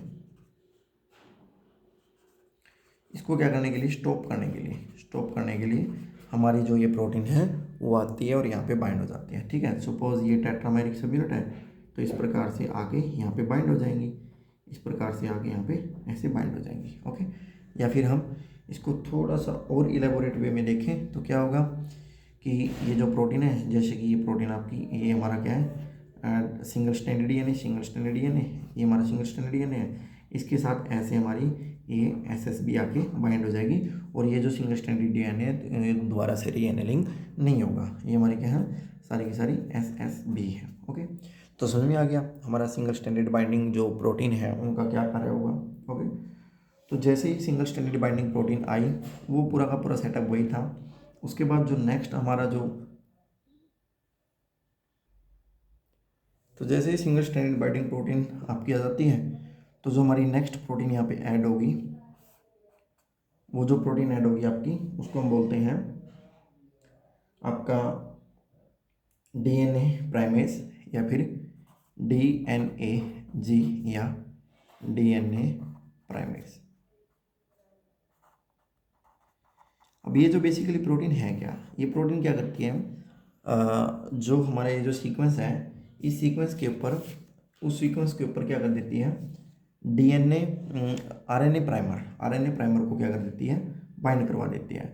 और इसके आने से हमारी जो डीएनए प्रोटीन है, डीएनए ए प्रोटीन है वो क्या हो जाती है, यहाँ से निकल जाती है या फिर लिबरेट आउट हो जाती है। समझ रहे हो, दोबारा चलो इसको समझने की कोशिश करते हैं क्या हुआ। जैसे कि हमारा ये स्ट्रक्चर दोबारा से हम ड्रॉ करते हैं। ओके, यहाँ से हमारी क्या थी, ए थी भाई, ए थी। ओके, हमने बताया कि यहाँ पे हमारा क्या आया, वही 1 2, ये हेलिकेज थी, DNA helicase with helicase loader के साथ। ओके, इसके जस्ट साथ में आपकी बाइंड हो जाती है क्या, प्राइमेज। मान लीजिएगा ये आपकी क्या है, प्राइमेज है, ये हमारा क्या है, प्राइमेज। कौन सा प्राइमेज, डीएनए प्राइमेज। ये इसके साथ क्या बाइंड हुआ, डीएनए प्राइमेज या फिर डीएनए जी आपकी प्रोटीन यहाँ पे बाइंड हो जाती है। ओके, और हमें पता है साथ में क्या था, एक टेट्रामेरिक जो स्ट्रक्चर था, और वो टेट्रामेरिक स्ट्रक्चर क्या था आपका, और वो जो टेट्रामेरिक स्ट्रक्चर था वो आपका क्या था, एसएसबी का था। ओके, तो देख लेते हैं क्या क्या था। ये हमारा क्या है, यहाँ से देखते हैं, ये हमारा क्या है, एसएसबी। ओके, ये हमारा क्या है, प्राइमेज, ये हमारा क्या है, प्राइमेज, और ये हमारा क्या है, हेलिकेज। Okay, helicase. अब ये जो दोनों है भाई, इन दोनों को बोलते हैं प्राइमोसोम। इन दोनों को क्या बोलते हैं, प्राइमोसोम। ओके, इन दोनों को हम क्या बोलेंगे, प्राइमोसोम। हेलिकेज को और प्राइमेज को हम क्या बोलते हैं, प्राइमोसोम। एक सबसे महत्वपूर्ण बात ये है कि जब हमारा प्राइमेज नहीं आया था, है ना, जब हमारा प्राइमेज इस सीक्वेंस के साथ बाइंड नहीं हुआ था, तो जो हमारा हेलिकेज लोडर है ये वाला, ये हमारा डीएनए हेलिकेज को इनएक्टिव फॉर्म में रखता है। तब तक उसको किस फॉर्म में रखेगा, ये इनएक्टिव फॉर्म में रखेगा। लेकिन जब हमारा जैसे ही प्राइमेज आपका आ जाता है, तो वो प्राइमेज क्या करता है, हेलिकेज लोडर को क्या कर देता है, डीएक्टिवेट कर देगा। और जैसे ही हेलिकेज लोडर डीएक्टिवेट होगा, वो एक्टिवेट कर देता है डीएनए हेलिकेज को, और डीएनए हेलिकेज आपका स्टार्ट करना शुरू कर देता है डीएनए को अनवाइंड करना, उसको क्या कर देता है, शुरू कर देता है। मीनवाइल क्या होता है, जो एटीपी था, एटीपी जो था, जो हम दे रहे थे किसको, हमारा डीएनए ए प्रोटीन को, वो टूट जाता है एडीपी प्लस पीआई में। अब आपको पता है इसको तो एटीपी की जरूरत है भाई, अगर इसको एटीपी नहीं मिलेगा तो क्या हो जाएगा, टूट जाएगा। तो पूरा का पूरा जो ये डीएनए ए है, डीएनए ए प्रोटीन वो डिसेंबल हो जाती है, और यहाँ से क्या हो जाती है, आपकी निकल जाती है, फिर आपकी क्या हो जाती है, रिलीज हो जाती है ना। तो ये जो पूरी की पूरी जो प्रोटीन है, यहाँ से क्या हो जाएगी, आपकी रिलीज हो जाएगी, या फिर आपकी क्या हो जाती है, निकल जाती है। ओके, चलिए हम इस स्ट्रक्चर को थोड़ा सा और इलेबोरेट वे में समझने की कोशिश करते हैं कि किस प्रकार से चीज़ें आपकी हो रही है, किस प्रकार से चीज़ें काम करेगी। ओके, तो यहाँ तक जो हमने देखा ये आपका इनिशिएशन है, समझिए बात को। यहाँ तक जो देखा हमने, क्या किया, ये इनिशिएशन देखा। अब हम जो नेक्स्ट समझने जा रहे हैं वो आपका क्या हुआ, इलोंगेशन होगा। इलोंगेशन में सबसे पहले जो आएगा वो हमारा डीएनए पॉलीमरेज आएगा। डीएनए पॉलीमरेज आके सीक्वेंस के साथ क्या करेगा, बाइंड करेगा। डीएनए पॉलीमरेज थर्ड, तो हम बता रहे हैं यहाँ पे कौन आया, डीएनए पॉलीमरेज थर्ड आया। हमें पता है भाई डीएनए पॉलीमरेज थर्ड का क्या था, एक राइट हैंड लाइक स्ट्रक्चर था, है ना। डीएनए पॉलीमरेज का क्या था, राइट हैंड लाइक स्ट्रक्चर था। ओके, तो ये राइट हैंड लाइक स्ट्रक्चर क्या था भाई, इस तरीके का था ना, ये फिंगर, थम फिंगर और पाम, थम फिंगर और पाम। ओके, चलिए इसको थोड़ा सा और आगे जाके समझते हैं क्या कैसे क्या होगा। देखिए क्या हो रहा है।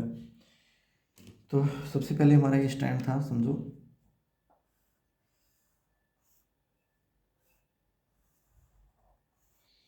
ये जो बीच में हम दिखा रहे हैं इसको हम बोलते हैं ओरी, जहाँ से ओरिजिन ऑफ रेप्लिकेशन आपका स्टार्ट हो रहा है। हमने बताया भाई आपका प्राइमेज आपका आया, प्राइमेज ने बताया। अब हमें पता है भाई जो प्राइमेज है वो आपका आरएनए प्राइमर को बाइंड करवा देता है ना। सबसे पहले तो ये जानो, प्राइमेज क्या करेगा, आरएनए प्राइमर को क्या कर देता है भाई, बाइंड करेगा। ओके, और जो प्राइमर है हमें बताया था पिछली वीडियोज़ के अंदर, वो 5 to 3 डायरेक्शन में आपका कार्य करेगा। ओके, तो यहाँ पे मान लीजिएगा एक प्राइमर आपका यहाँ पे बाइंड हो रहा है, समझ रहे हो, एक प्राइमर आपका यहाँ पे बाइंड हो रहा है, एक प्राइमर आपका यहाँ पे बाइंड होगा, दूसरा प्राइमर आपका क्या होगा, यहाँ पे बाइंड होगा। ओके, तो सबसे पहले यहाँ पे प्राइमेज ने, डीएनए प्राइमेज ने क्या कराया, प्राइमर को बाइंड करवा दिया। और ये प्राइमर आपके डीएनए भी हो सकते हैं, डीएनए प्राइमर भी हो सकते हैं, या आपके आरएनए प्राइमर भी हो सकते हैं। फिलहाल के लिए हमारे क्या है, यहाँ पे आरएनए प्राइमर है। ओके, तो प्राइमेज आया। प्राइमेज अब हमें बताया है यहाँ पे क्या बाइंड हो जाएगा आपका आके, डीएनए पॉलीमरेज। अब इसके लिए हम दो चीज़ें पहले ही पिछली वीडियो में देख चुके हैं। एक लैगिंग स्टैंड क्रिएट होगा, एक लीडिंग स्टैंड क्रिएट होगा। क्यों क्रिएट होगा वो अच्छे से हम पिछली वीडियो में जान चुके हैं।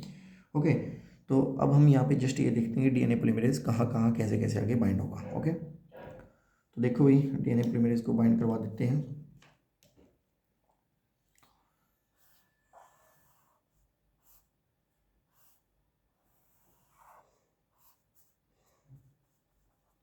यहाँ पे प्राइमर बाइंड हो रहा है, यहाँ पे प्राइमर बाइंड हो रहा है, यहाँ पे हो रहा है, और यहाँ पे हो रहा है।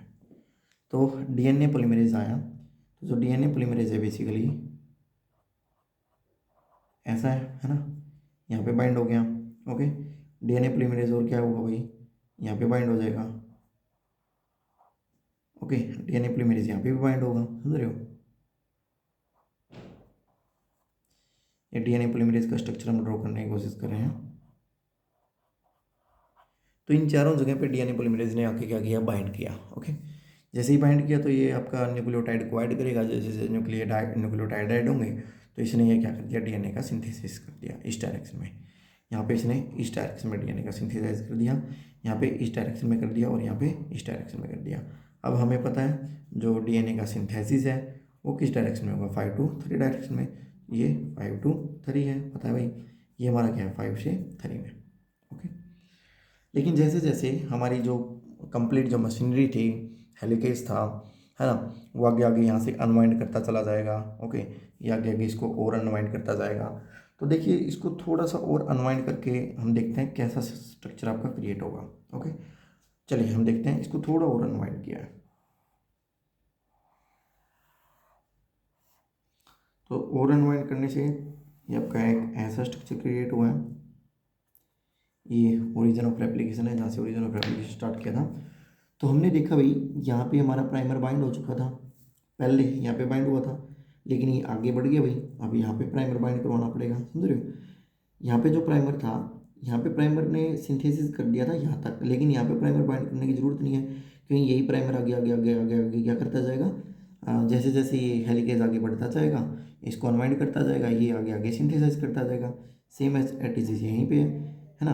जैसे जैसे ये आपका जो रेप्लिकेशन, सॉरी यहाँ पे प्राइमर, यहाँ पे प्राइमर था, यहाँ पे प्राइमर था। ओके, यहाँ पे प्राइमर ने सिंथेसाइज कर दिया था, अब यहाँ पे प्राइमर ने क्या कर दिया था, ये देखो सिंथेसाइज कर दिया था, इस प्राइमर ने यहाँ सिंथेसाइज कर दिया था, इसने तो ये आगे आगे बढ़ता जाएगा और काम करता जाएगा, समझ रहे हो। यहाँ पे प्राइमर था भाई, इस प्राइमर ने सिंथेसाइज कर दिया, अब ये जैसे अनवाइंड होता जाएगा अनवाइंड होता जाएगा, ये आगे आगे सिंथेसाइज करता जाएगा।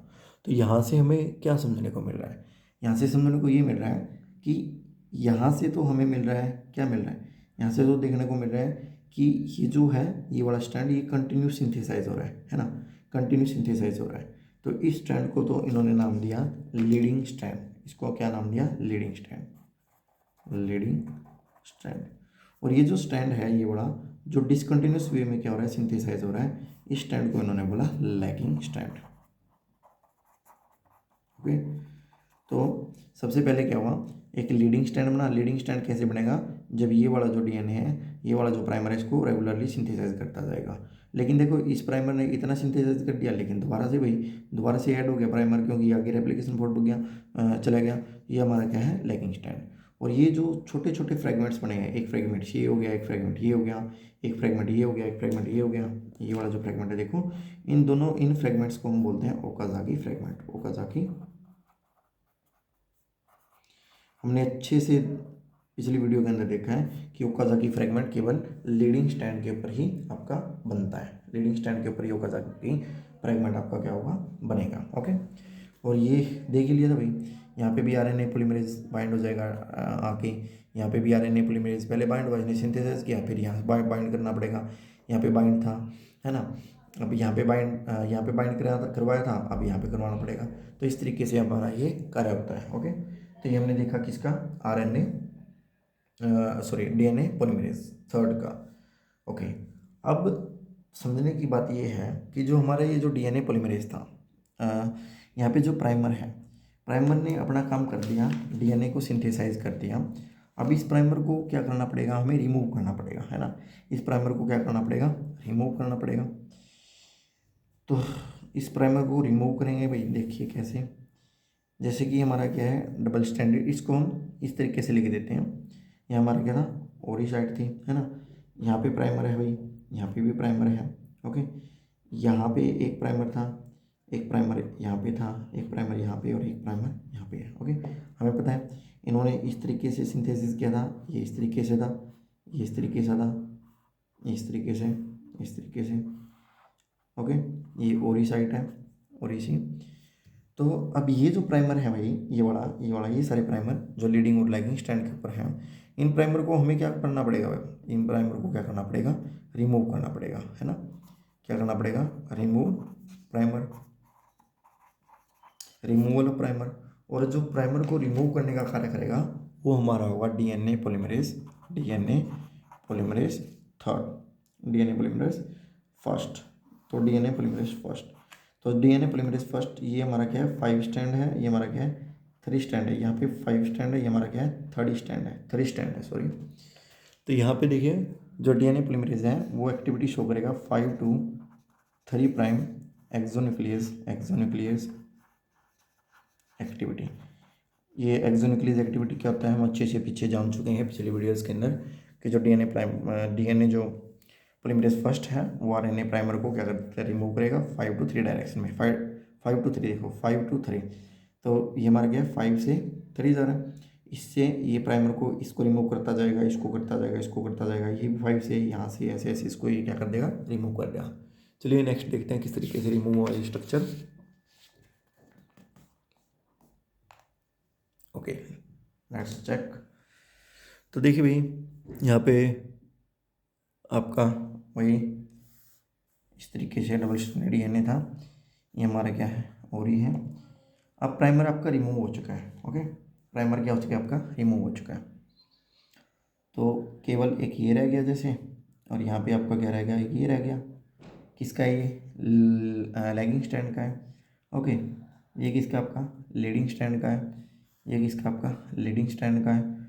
और यहाँ पे देखें तो एक ये और एक आपका क्या है, एक ये। ओके अब यहाँ पे ये जो देख रहे हो आप, ये जो चीज़ देख रहे हो, ये वाली चीज़ और ये वाली चीज़, इस यहाँ पे क्या हो गया, गैप क्रिएट हो गया, gap created. Okay gap created, समझ रहे हो। अब ये जो गैप है, ये जो गैप क्रिएट हुआ है, यही 5 to 3 डायरेक्शन है, वो सारी चीज़ें हैं। अब यहाँ पे क्या होगा, नेक्स्ट स्टेप होगा भाई गैप फिलिंग, गैप फिलिंग। और गैप फिलिंग का काम भी हमारा करेगा DNA polymerase first, DNA polymerase first.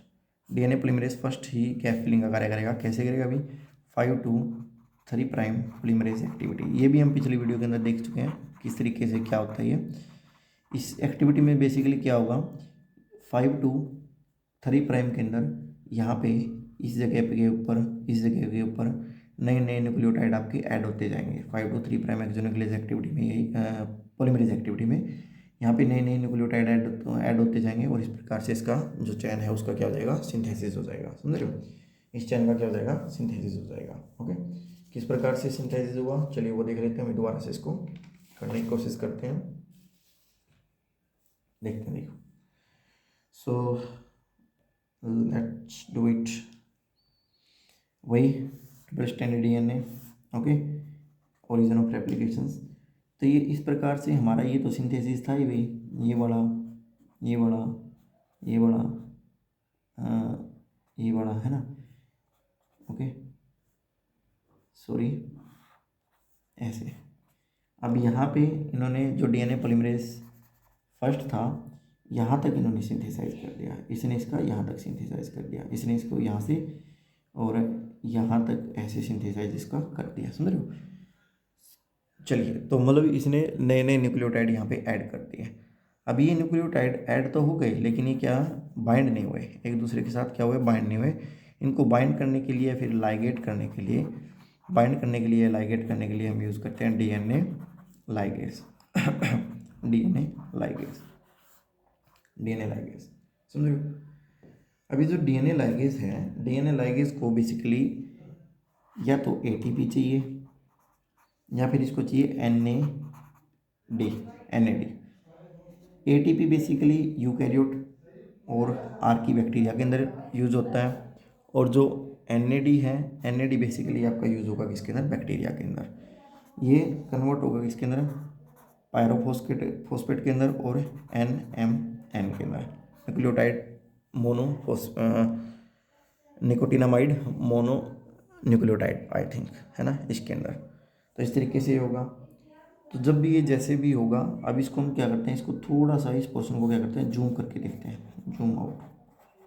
Okay zoom out करके देखते हैं। तो सपोज मान लीजिएगा ये कोई सीक्वेंस है ATGC, ATGC, इसके अपोजिट में भाई TACG, इस तरीके से स्टैंड आपका सारे स्टैंड बाइंड हुए, है ना।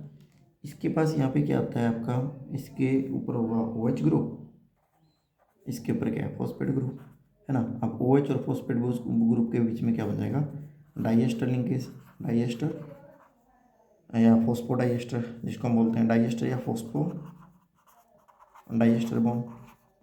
ये भी हम हमारी पहली वीडियोस के अंदर देख चुके हैं किस प्रकार से फॉस्फोडाइएस्टर बॉन्ड बनेगा, और ये हमारा कंप्लीट सीक्वेंस क्या हो जाएगा, तैयार हो जाएगा। कैसे होगा भैया, ATGC, ATGC, ओके। इसके अपोजिट में आपको पता ही हुई आपका G T A C G 5 2 3 3 2 5। ठीक है, तो इसके अंदर ये हमने डीएनए लाइगेज का बहुत अच्छे से रोल देख लिया कि किस प्रकार से आपका डीएनए लाइगेज कार्य करेगा। Okay, how is the DNA ligase will be workout. तो यहाँ तक की जो प्रोसेस हमने देखी है, यहाँ तक की प्रोसेस आपकी होगी एलोंगेशन की। ओके, चलिए हम अब जो लास्ट पॉइंट है हमारा रेप्लिकेशन का वो देखते हैं, जो क्या होगा, टर्मिनेशन होगा। जैसे कि हमने पहले भी बताया था कि वो जो वोल कंप्लीट सीक्वेंस है वो आपका सर्कुलर फॉर्म में होगा। जस्ट आपको समझाने के लिए हमने लीनियर फॉर्म में उसको किया था। ठीक है, तो हमने बताया कि यहाँ पे क्या था, ओरी था, है ना, ओरी साइड थी। अब मान लीजिए इसको हम थोड़ा सा सर्कुलर में करके देखते हैं, है ना, कैसे होगा सर्कुलर में।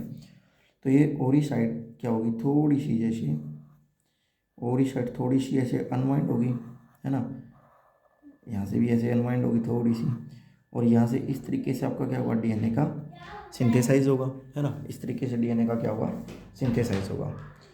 और यहाँ पे फिर एक ऐसा टाइम आएगा, तो यहाँ पे एक ऐसा टाइम आएगा कि जो डीएनए है आपका कंप्लीटली, यहाँ पे जो डीएनए है वो इस तरीके से पेरेंट, ये हमारा पेरेंट था, पेरेंट डीएनए था, पेरेंट डीएनए से हमारा क्या होगा, डॉटर डीएनए आपका कंप्लीटली सिंथेसाइज हो जाएगा। डॉटर डीएनए कंप्लीटली क्या हो जाएगा, सिंथेसाइज होगा। ओके, तो अब हम देखते हैं कि यहाँ पे क्या चीज़ थी। यहाँ पे चीज़ हमारी क्या है, टर्मिनेशन। यहाँ पे जो पॉइंट है देखने का, यहाँ पे हमारा क्या है, टर या टस सीक्वेंस। यहाँ पर हमारा क्या है, टर या टस सीक्वेंस। अब हमने बताया कि जो डीएनए आपका अब हमने बताया ये कि जो डीएनए रेप्लिकेशन है बेसिकली इसके अंदर, वो आपका किस तरीके से हो रहा है, दो तरीके से हो रहा है। या पर हम बोल रहे हैं इसके अंदर क्या होगा, बाई डायरेक्शनल होगा, एक इस डायरेक्शन में भी होगा, एक इस डायरेक्शन में भी होगा। ओके, जब ये बाई डायरेक्शनल हो रहा है, तो जो ये जो बाई डायरेक्शनल सिंथेसिस है, इस बाई डायरेक्शनल सिंथेसिस को जो टस सीक्वेंस है वो क्या कर देता है, इनहिबिट करेगा। क्या करेगा, इनहिबिट करेगा। मतलब ये है, ये जो टर या टस सीक्वेंस है केवल एक ही रेप्लिकेशन फोक को अपने अंदर से मतलब कैरी आउट करता है या गुजारता है, दो रेप्लिकेशन को अपने अंदर से गुजारने की इजाज़त ये जो टस सीक्वेंस है वो नहीं देता। ओके, ये पॉइंट है। तो इस तरीके से आपका जो लास्ट का जो स्ट्रक्चर है वो इस तरीके से बन जाएगा। ओके, टर और टस सीक्वेंस का आपको पता चल गया, या प्रोटीन जो प्रोटीन है उनका पता चल गया किस तरीके से कार्य करती है। तो यहाँ पे जो पॉइंट है, यहाँ पे आपका जो पॉइंट है, पॉइंट क्रिएट हो जाता है, और या जो जगह है या जो चीज़ है यहाँ पे, इसको बोलते हैं हम कैटेनी। ओके, ये वाली जो चीज़ है इसको क्या बोलते हैं, कैटेनी। ये कैटेनी क्रिएट हो जाती है। कैटेनी मतलब कि जब दो डीएनए जो स्ट्रैंड है एक दूसरे के साथ इंटरलिंक्ड हो जाते हैं, और this interlinked portion this is known as a catenane. Okay, इसको हम कैटेनी बोलते हैं। अब इस कैटेनी के ऊपर हमारा मतलब जो काम करेगा वो होगा टोपो आइसोमरेज। ओके, टोपो आइसोमरेज फोर्थ इस कैटेनी को क्या कर देगा, ब्रेक कर देगा। ओके, और इसको क्या कर देगा, डीकैटिनेट कर देगा, डीकैटिनेट कर देगा। तो एक हमारा ये हमारा क्या होगा, पेरेंट डीएनए, और ये हमारा क्या हो जाएगा, डॉटर, है ना। तो इस तरीके से आपकी क्या होगी, इसके अंदर रेप्लिकेशन देखने को मिल रही है कि किस प्रकार से टोपोआइसोमरेज फोर्थ ने इन दोनों स्ट्रैंड को अलग कर दिया, और किस प्रकार से टर और टस सीक्वेंस का यहाँ पे रोल या काम हमारा देखा गया है। ओके, चलिए अब हमारा जो नेक्स्ट और जो लास्ट टॉपिक है, वो जो टॉपिक हमारा होगा सुपर कॉइलिंग से। हमारा जो लास्ट टॉपिक है वो हमारा होगा super coiling. Super coiling basically होता क्या है,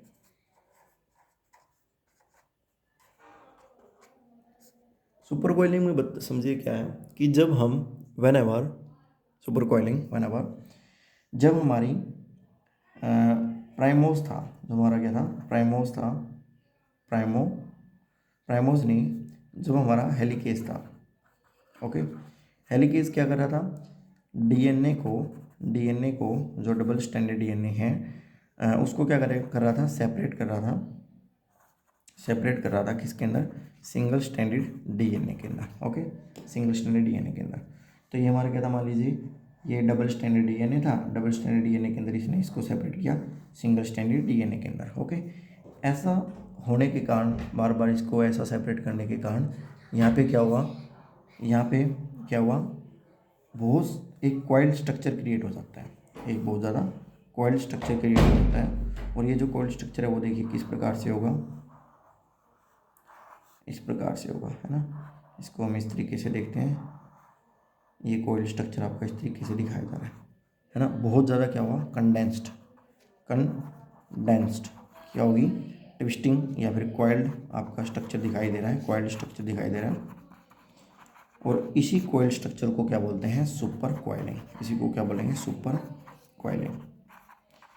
तो हम क्या कह सकते हैं कि during when ever helicase loader helicase DNA helicase, जब आपका act on the double stranded DNA and it can convert the double stranded DNA into the single stranded DNA, then the double standard DNA sequence या double standard जो DNA है वो आपका convert into a highly coiled structure and this highly coiled structure is known as a super coiling. नाम से पता चला है, सुपर मतलब बहुत ज़्यादा, है ना। सुपर मतलब क्या था, बहुत ज़्यादा, कॉइलिंग मतलब बहुत ज़्यादा वो क्या हो रहा है, कॉइल्ड हो रहा है, सुपर कॉइलिंग। ओके, अब एक पॉइंट समझने का ये है, जो सुपर कॉइलिंग है बेसिकली, सुपर कॉइलिंग ये आपका बेसिकली दो टाइप का होगा, एक तो नेगेटिव सुपर कॉइलिंग, एक होता है आपका positive super coiling. Negative super coiling, okay, एक होगा आपका पॉजिटिव सुपर कॉइलिंग, समझ रहे हो, नेगेटिव सुपर कॉइलिंग और आप एक होगा आपका पॉजिटिव सुपर कॉइलिंग। अब ये नेगेटिव सुपर कॉइलिंग क्या होता है, नेगेटिव सुपर कॉइलिंग के अंदर एनर्जी स्टोर होती है ना। नेगेटिव सुपर कॉइलिंग के अंदर क्या होगी, फ्री एनर्जी स्टोर्ड होगी, फ्री एनर्जी क्या होगी, स्टोर्ड होगी। और यही फ्री एनर्जी क्या करती है, हेल्प करती है, यही फ्री एनर्जी हेल्प करेगी डीएनए डबल स्टैंडर्ड डीएनए को क्या करने के लिए, अनवाइंड करने के लिए। तो यही जो डबल स्टैंडर्ड डीएनए है, इस डबल स्टैंडर्ड डीएनए को ये जो फ्री एनर्जी है वो क्या करेगी, अनवाइंड करेगी। यही आपकी क्या होती है, इस एनर्जी को हम क्या बोलेंगे, नेगेटिव सुपर कॉइलिंग, है ना। इस प्रकार की मतलब जो एनर्जी यहाँ पे क्रिएट हो रही है उसको हम बोलेंगे नेगेटिव सुपर कॉइलिंग। ओके, ये बेसिकली हमारे अंदर, बेसिकली ह्यूमन के अंदर, हमारे अंदर ये पाई जाती है। Okay, negative super coiling. उसके बाद भी पॉजिटिव सुपर कॉइलिंग बेसिकली किसके अंदर पाई जाती है, पॉजिटिव सुपर कॉइलिंग बेसिकली ये पाई जाती है थर्मोफाइल के अंदर। Okay, thermophile. अब ये थर्मोफाइल क्या होते हैं, जो क्या होते हैं, हॉट स्प्रिंग्स के अंदर रहते हैं, हॉट स्प्रिंग्स, गर्म झरने के अंदर। अब ये समझो, कभी आपने सुना होगा कि थर्मोफाइल्स या हॉट स्प्रिंग, आपके हॉट स्प्रिंग्स के अंदर जो बैक्टीरिया या माइक्रो ऑर्गेनिज्म पाए जाते हैं, है ना, इनके अंदर क्या पाए जाएंगे, माइक्रो ऑर्गेनिज्म पाए जाते हैं। अब जैसे कि गर्म जो पानी है 100 डिग्री सेल्सियस से ऊपर भी आपका जो टेम्परेचर से जो पानी पाया जाता है, अगर उसके अंदर हम किसी बैक्टीरिया को डाल देते हैं, वो किस प्रकार से वहाँ पे सर्वाइव करते हैं ना, वो सर्वाइव करते हैं भाई पॉजिटिव सुपर कॉइलिंग की मदद से, समझ रहे हो। तो क्वेश्चन आंसर क्या होगा कि ये जो डीएनए, ये जो हमारे हैं वो किसकी मदद से सर्वाइव करेंगे, वहाँ पे पॉजिटिव सुपर कॉइलिंग की मदद से सर्वाइव करेंगे। ओके, तो ये पॉजिटिव सुपर कॉइलिंग बेसिकली होता क्या है, पॉजिटिव सुपर कॉइलिंग भी एक क्या होती है, फ्री एनर्जी होती है भाई, फ्री एनर्जी है, फ्री एनर्जी, या फिर हम इसको बोलेंगे स्टोर्ड फ्री एनर्जी। ये हमारी क्या होगी, स्टोर्ड फ्री एनर्जी होगी। और ये जो स्टोर्ड फ्री एनर्जी होगी ये आपकी क्या करेगी, वो क्या करेगी, डीएनए जो होगा ना, डीएनए को क्या कर देगी, कन्वर्ट कर देगी, डीएनए को क्या कर देगी, converted into highly twisted form, converted into highly twisted form. बहुत ज़्यादा कंडेंस्ड फॉर्म है, ट्विस्टेड फॉर्म में मतलब बहुत ज़्यादा क्वाइल्ड कर देगी। ओके, और बहुत ज़्यादा क्वाइल्ड होने के कारण ही यही जो एनर्जी है या जो यही जो सुपर कॉइलिंग है, उस जो मतलब कि हाई टेम्परेचर है, उस हाई टेम्परेचर से डीएनए को डीनेचर होने से क्या करती है, बचाती है। ओके, तो यही जो एनर्जी जो यहाँ पे मिलेगी, यही एनर्जी इसको ताकि वो जो बैक्टीरिया है हॉट स्प्रिंग के अंदर जो सर्वाइव कर रहे हैं, ताकि उसका जो डीएनए डीनेचर ना हो जाए, वही जो पॉजिटिव सुपर कॉइलिंग है उसको वहाँ से उसको बचाती है। चलिए अब हम एक लास्ट पॉइंट देखते हैं, लास्ट जो प्रोटीन है वो देखते हैं, डीएनए गायरेज। हमने लिखा था इसको इलोंगेशन के अंदर और जो बेसिकली जो डीएनए गाइरेज है वो क्या करता है, डीएनए गाइरेज क्या करेगा, वो रिड्यूस करता है भाई डीएनए गाइरेज ये पाया जाता है कि इसके अंदर आपका ई कोलाई के अंदर, और डीएनए गाइरेज के सेम एज इट इज काम करता है टोपोआइसोमरेज फर्स्ट एंड सेकंड, ये पाया जाता है यूकैरियोट्स के अंदर, ओके। इन डीएनए गाइरेज की और टोपोआइसोमरेज की यूकैरियोट के अंदर और हमारे ई कोलाई के अंदर क्या होता है, सेम फंक्शन होता है। क्या होगा, सेम फंक्शन होगा। और इनका फंक्शंस क्या होता है, ये क्या करते हैं, रिड्यूस करते हैं पॉजिटिव सुपर कोइलिंग को। ये क्या करेंगे, reduce the positive super coiling, है ना। अब हमें पता है सुपर कोइलिंग क्या करती है भाई, पॉजिटिव सुपर कोइलिंग और डीएनए को बहुत ज़्यादा कंडेंस्ड फॉर्म में रखेगी और डीएनए को अनवाइंड होने से रोकती है।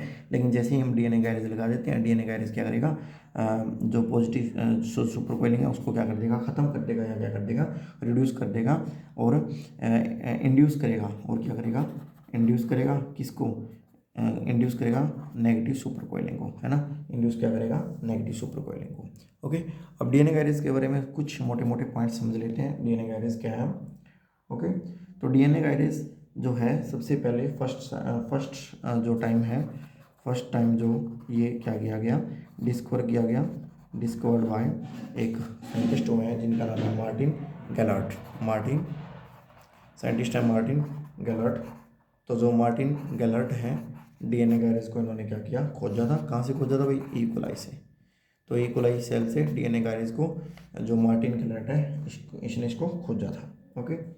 दूसरा बात, फिर बहुत सारे एक्सपेरिमेंट हुए, फिर ये देखा गया कि जो डीएनए गाइरेज है ये आपका यूकैरियोट्स के अंदर भी मिलता है, यूकैरियोट्स के अंदर भी मिलता है।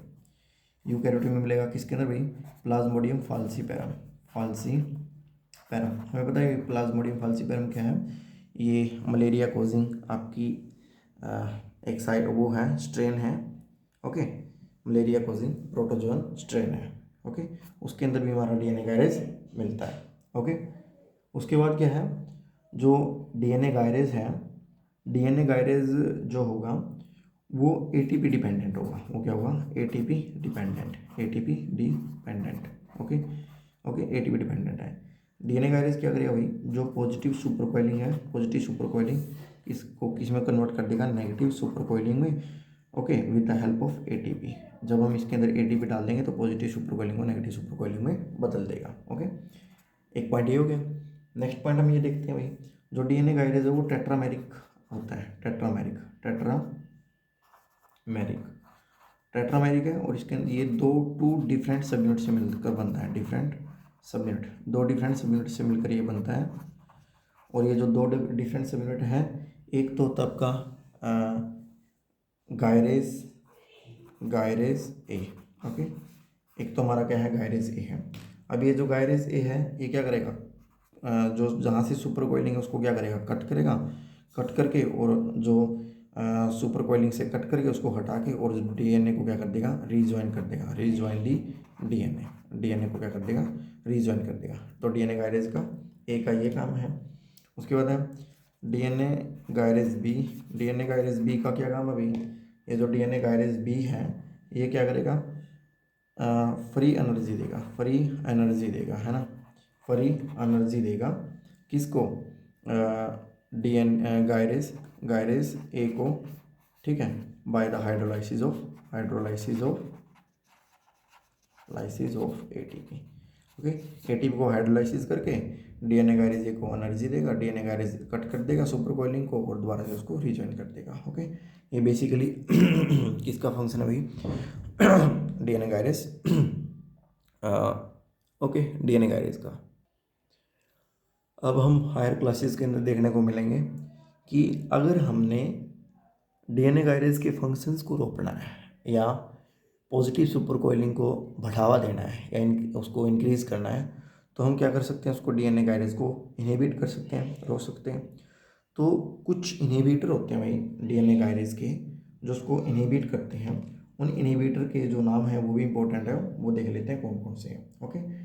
नेलीडिग्जिक एसिड सबसे पहले है कौन, नेलीडिग्जिक एसिड, ओके, ये भी आपका डीएनए गायरेज को क्या करता है, इनहिबिट करता है।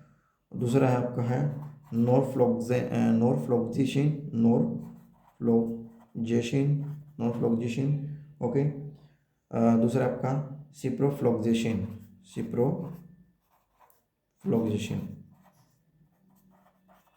ओके। ये तीनों को तीनों इनहिबिटर हैं किसके, डीएनए गायरेज के, और ये किस इनहिबिट करते हैं, इनहिबिट का सिंबल है किसको, गायरेज ए को इनहिबिट करेंगे। ओके, जो गायरेज ए सेगमेंट है, अगर गायरेज ए सेगमेंट इनहिबिट होगी तो क्या होगा, जो कट एंड जो रीजॉइन है, कट और जो रीजॉइन है इसका डीएनए का, वो क्या हो जाएगा, इनहिबिट हो जाएगा। और फाइनली क्या होगा, पॉजिटिव सुपर कॉइलिंग आपकी क्या हो जाएगी, इनहिबिट हो जाएगी।